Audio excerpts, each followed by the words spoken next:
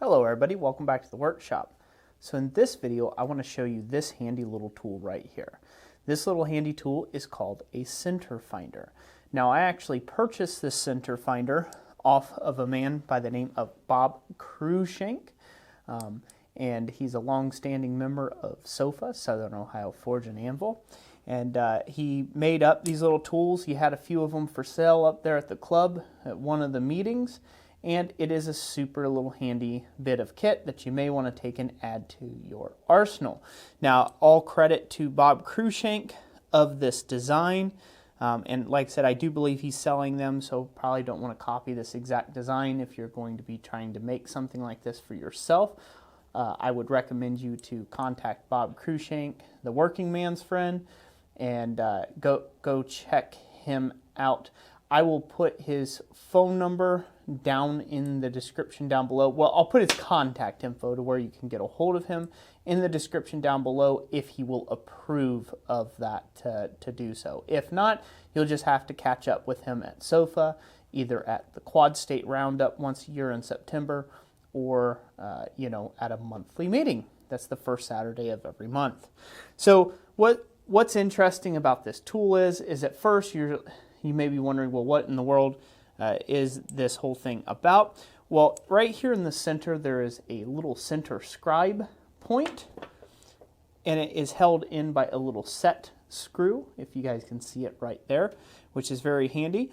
And then it's got these two flailing around arms, and this is where really the magic happens. Now, there's other types of center finders out there. I'm not sure who was the originator of the, coming up with center finders in the first place. Probably a machinist or a tool and die guy at some point in time. But the basic principle of how it works is that these 2 points are a fixed point away from the center of this point here. And so when you lay them on a piece, like you see here, obviously you can't find center in that direction. You can go too far that way, you can go too far that way. But if you collapse this down, it naturally finds center. So now you can just pull this piece back and forth on a length of bar, and it finds the center line for you of that bar. So those 2 points are your reference points, and because they are the exact same distance away from the center of this bar, when you lay them on here and you just give that thing a pivot like so, it allows you to find the center of the bar stock. So it's a pretty handy little tool. Obviously, that there was a bit of this was a bit, 5/8 I believe it is there, if I'm not correct. Yeah, 5/8 roughly, or 16 mil material, excuse me, wide. Now we're going to go over here. This is some 1 inch or 25 millimeter. And again, I can scribe out that piece lickety split like that if I need to find the center of a bar to cut open. Likewise, say you're working on a hammer billet, doing some round bar stock, you can, again, you got to hold these little arms here, but you can, if you can get it to stay in parallel, you can find the center there as well. I don't know if you guys can see that line or not, flashing right there in the thing, but anyways, you'll have to take my advice on that it is actually there. Take my word for it, right? Anywho, and then you can go all the way up to something like this. The max width that you can find the center of a bar on will be determined on how wide you make this crossbar. But be concerned though, if you go too far with the width here on this bar, that then it becomes longer in this direction. So you can't just mark, say, the end of a bar. Say if this was much longer, if you look how much space that takes in order to be accurate, it'd be very difficult to get out here towards the end of the bar then and make your marks. Again, this is for preliminary marking, and if you have anywhere from about 2 inch down to 1/2 inch or even 1/4 inch material, again, you just, if it's not laying on the plate there, make a mark.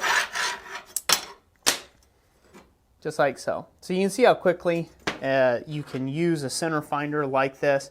Again, this is all a this is all based upon these 2 points, these 2 principal points. So if you had just a couple of pins and a scribe point in the center, you can make your very own center finder.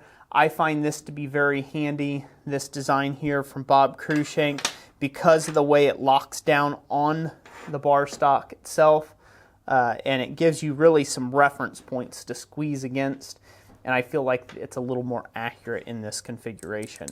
Again, if Bob wants me to, I'll put his contact info in the description down below if you want to take and purchase yourself some of these. He's not a sponsor of the channel, he's just a longtime friend of mine and a mentor, you know, around there at SOFA to a great many of people. He also teaches beginning blacksmithing courses there at SOFA as well. So again, pretty neat dude. Awesome little invention, little creation there. I just figured I'd show you guys that. And for you, last but not least, for you kniff people out there, for marking the edges of sharp, flat, and pointy objects in order to find your grind lines, it works great on that as well. So anyways, that's it for today. Thank you all so much for watching this video. If you enjoyed it, hit that like button. And if you absolutely loved the video, just share it around with your friends. That is a great way of being a sponsor of this channel and actually sponsoring what we do here at Christ Center Ironworks, Jessica and I, and we greatly appreciate you in that way. As always, God bless you, and we'll catch you on the next one. Thanks for watching.